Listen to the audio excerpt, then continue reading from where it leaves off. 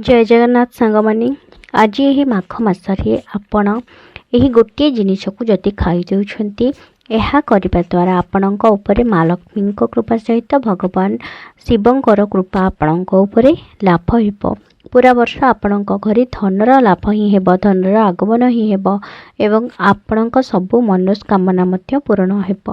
କାରଣ ଏହି ମାଘ ମାସରେ ଏପରି ଦୁର୍ଲଭ ଯୋଗ ରହିଛି, ତା ସହିତ ପୁଣି କୁମ୍ଭ ସଂକ୍ରାନ୍ତି ମଧ୍ୟ ରହୁଛି। ଆଉ ଏହା ଦ୍ୱାରା ଆପଣ जदि आज यही दिन में गोटे उपाय को आपण मैंने कर देउछंती, गोटे जिनिस को जदि आपण मैंने खाई देउछंती तेबे आपणकर भाग्य मध्य बदली जिवो। एवं ता सहित एपरि किछि खाद्य रहिछि जहाँकि आज दिन में केबे भी घरे बनैबे नहीं, से सब विषय रे आज आम आलोचना करिपा। सांग माने आपण जदि यही दिन में माघ पूर्णिमा दिन में यही गोटे उपाय को जदि आपण मैंने कर देउछंती तेबे निश्चित भाव में आपण मैंने धन प्राप्ति हेबे।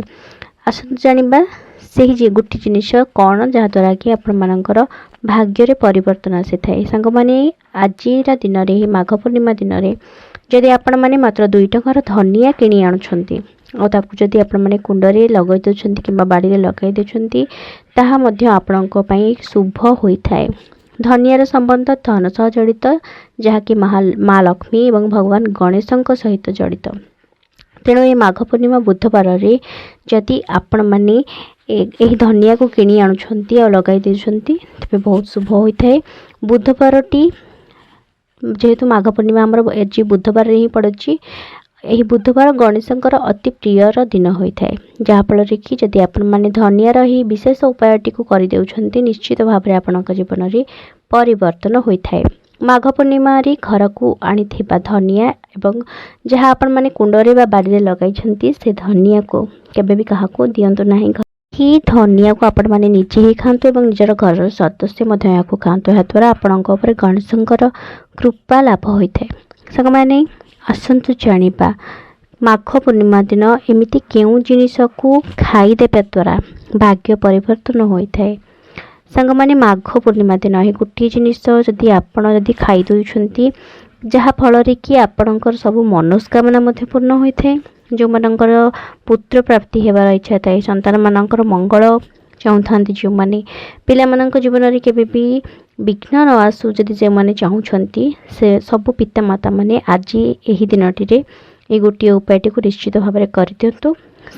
सांग माने यह माना जाए जदि यही माघ पूर्णिमा आपण मैंने घर को अंगूर किणिकी नहीं आसी थांती और से ताहाको निजर पिलामानंकु दी थांती और निजे खाई थांती तेबे आपण मानंको ऊपर माँ लक्ष्मींकर कृपा रही थाए, भगवान गणेशंकर मध्य कृपा रही थाए। माँ लक्ष्मी को यह अधिक पसंद होता है। सांग माने कौन से शुभ अवसर जेपरी शुभ जिनिस किसी खाइले तार मंगल आपण मानंकु मिलता है, से भली एमती किछि जिनिस रही जहाँकु कि यही शुभ दिन में अर्थात माघ पूर्णिमा जमार भी खातु नहीं। माघ पूर्णिमा दिन रसुण पियाज एसबू खातु नहीं, कहीं आज दिन में पियाज रसुण खाइबा द्वारा घरे राहु केतुंकर वास होता है। आज दिन में चेष्टा करंतु जे जेपरी हलदिया वस्त्र पिंधिबे। आज दिन में क्या भी करज दियंतु नहीं, कहीं करज दियंतु नहीं किंबा करज नियंतु मध्य नहीं। करज करी जदि आपण माने कोनोसी पर्वपर्वाणी को मनाउछंती किंबा से पैसा रे भगवान जदि किसी भोग किणिकी आणुछंती तेबे आपणकर मनस्कामना जहाँ जो उद्देश्य आपण पूर्ण ठाकुर को पूजा करुछंती से उद्देश्य आपणकर पूर्ण हेबो नाही। आज दिन में केबे भी यही सब भूल करंतु नहीं सांग माने, जहाँकि मुझे वीडियो मध्य आपन कहवाक चाहूँगी। आज दिन में आपण मैंने माछ मांस मत एसबू सेवन करंतु नहीं एवं यही दिनटी रे पति पत्नी संबंध मध्य रखा उचित नुहे। यही दिन में पियाज रसुण सेवन मध्य आपण मैंने करंतु नहीं। यही दिन कौन सी गछ आपण मैंने जमती कि तुलसी गछ है, झाड़ू लुण एसबू बाहर लोकों को केबे भी दिंतु नहीं। यह द्वारा माँ लक्ष्मी आपणक ऊपर रुष्ट हो जाती एवं आपन यदि पवित्र दिन में यह सब को दान कर माँ लक्ष्मी आपणक घर को परित्याग करथांती। माघ पूर्णिमा दिन जदि कौन जोगी किंबा भिकारी आपणक घर को आसुछंती तांको खाली हाथ में केबे भी फेरंतु नहीं। आपणक घर जहाँ भी आपणकर सामर्थ्य अनुसार तांको देकी ही फेरंतु, किंतु सेमिति खाली हाथ में फेरंतु नहीं। घरर कन्या मानंकु मिठा खाइबाकू दियंतु। माँ लक्ष्मी को मिठा बहुत पसंद। आउ घरर कन्या को छोट झील को माँ लक्ष्मी रूप बोली कह जाए। छोट पिला को छोट झील को मिठा खाइबापी दियंतु। घरे गंगा जल छिंचतु। घर मुख्य द्वार आगे गंगा जल छिंचतु। शास्त्र अनुसार हलदिया रंगर वस्त्र नारी माने निश्चय यही दिन में परिधान करंतु। यह बहुत शुभ फल प्रदान करिथाए। एही दिन में आपन जति चाहिए हाथीर फोटो किंबा हाथीर सोनार मूर्ति किंबा रूपार मूर्ति जदि न भी किनी पारछन्ति से सबु हाथीर फोटोटीए मध्य आपण घर को किणी आनी पारिबे। माँ लक्ष्मी हाथी वाहन और यह मध्य घर को शुभ फल प्रदान करिथाए।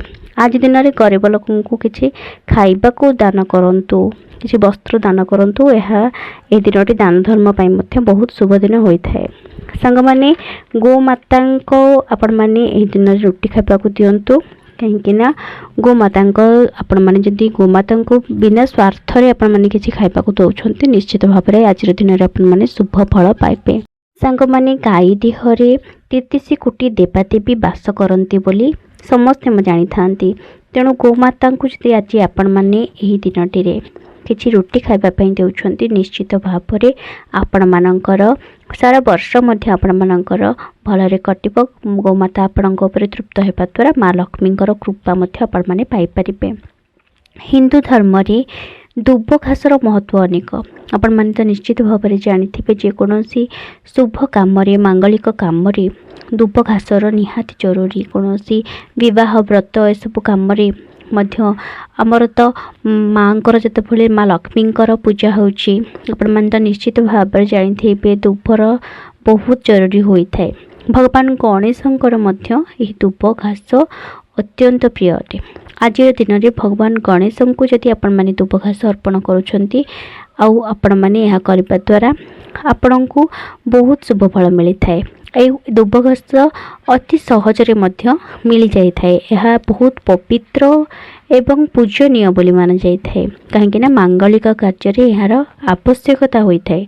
मनोस्कामना पूर्ण पाई घरे भी जदि अशांति लगी रोचे यही उपायटी को आपण माने जदि करि देउछन्ति तेबे निश्चित भाव में आपण मानकर सही समस्या सब दूर हो जिवो। संग माने आज दिन में आपण गोमाता को सबुज घास निश्चित भाव में खाइबापी दियंतु। कहीं गोमाता को जदि सबुज घास आपण माने खाइबापी देउछन्ति आपणक ऊपर जो ग्रह दोष रही है से सबू खंडन होता है। आपणक ऊपर भगवान विष्णु एवं माँ लक्ष्मी कृपा बनी रही है। संग माने आपण माने गाय के घास देवा समय रे केबे भी निजर स्वार्थ भावना रखी घास दियंतु नहीं। आज दिन में आपण निस्वार्थ भाव निश्चित भाव में यदि घास गाय के खुआउछन्ति सबुज घास आपण मानकर सब मनोस्कामना निश्चित भाव में पूर्ण हेबो। सांग माने दुब घास प्रभु गणेशंकर अति प्रिय।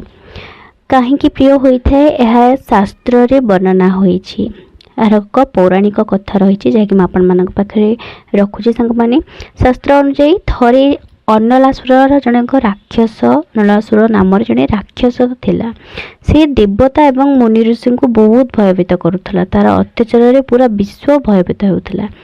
थरे देवता माने भगवान गणेश को जाई प्रार्थना कले जे आमको यह समस्या किछि मुक्ति दियंतु। आमे ये समस्या मुक्ति चाहूँ आमको दया करंतु बोली प्रार्थना कले। भगवान गणेश से राक्षसर वध करने ताकू गिली देले किंतु से अनलासुर एते ताप ता देह निर्गत है। एते प्रचंड ताप ता देह निर्गत है जहाँफल कि गणेश असहनीय कष्ट पाइले। यह देखि ए पीड़ा को कष्ट को कम करने मुनि ऋषि माने दुब घासर प्रयोग करथिले। से माने ये दुब घासर लेप बनैथिले और भगवान गणेशंकर शरीर सारा यह लेप करथिले जहाँफल कि तांको पीड़ा तुरंत समाप्त है। और से प्रसन्न होइके भगवान गणेश वरदान देले दुब घास को जो भक्त दुब घास को गणेश को अर्पण करिथांती सेमानकर सब दुख कष्ट दूर हेबो एवं से सब मांगलिक काम रे मध्य सेहितपय दुब घासर प्रयोग होइथाए। और दुब घास गणेश को अर्पण करिबा द्वारा तांकर मनोस्कामना मध्य पूर्ण होइथाए।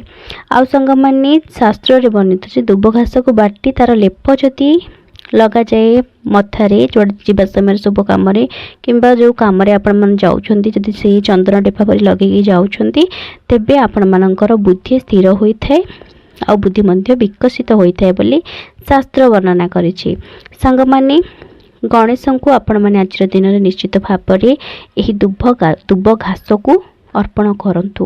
ଆପଣଙ୍କର ଦିନଟି ବହୁତ ଶୁଭରେ କଟୁ। ଆଉ ଆପଣମାନଙ୍କର ଏହି ଉପାୟ ଆପଣମାନେ ଯଦି ପ୍ରୟୋଗ କରୁଛନ୍ତି ନିଶ୍ଚିତ ଭାବରେ ଆପଣମାନଙ୍କର ସାରା ବର୍ଷଟି ହିଁ ଭଲରେ କଟିବ। ଆଶା କরি ସାଙ୍ଗମାନେ ମୋର ଭିଡ଼ିଓଟି ଆପଣମାନଙ୍କୁ ନିଶ୍ଚିତ ଭାବରେ ଭଲ ଲାଗିଥିବ। ସାଙ୍ଗମାନେ, ଯଦି ଭଲ ଲାଗିଥାଏ ଗୋଟିଏ ଲାଇକ୍ କରନ୍ତୁ ଭିଡ଼ିଓକୁ, ଆଉ ମୋର ଚ୍ୟାନେଲକୁ ସବସ୍କ୍ରାଇବ୍ କରିବା ପାଇଁ ଜମାରୁ ବି ଭୁଲନ୍ତୁ ନାହିଁ। ନେକ୍ସଟ ଆଉ ଏକ ଟପିକ୍ ଆପଣମାନଙ୍କ ପାଇଁ ନେଇକି ଆସିବି। ସେତେ ପର୍ଯ୍ୟନ୍ତ ବିଦାୟ ଦିଅନ୍ତୁ। ରହିଲି, ନମସ୍କାର।